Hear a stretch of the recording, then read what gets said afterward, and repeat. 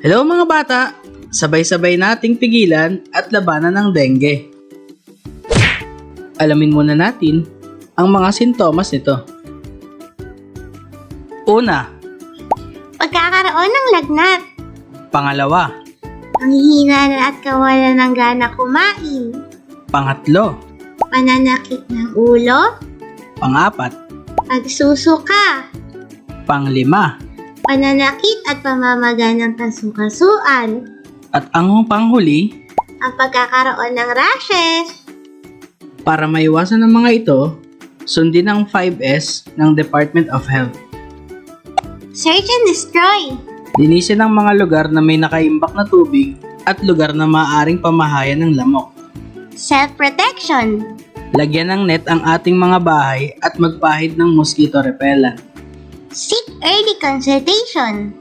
Magpakonsulta agad sa doktor kung may sintomas ng dengue, Support fogging. lalo na sa mga lugar kung saan mataas ang kaso ng dengue. Sustain hydration. Uminom ng maraming tubig. Kaya kids, lagi nating tandaan, stop the spread at sama-sama nating sugpuin ang dengue. Hanggang sa muli, paalam!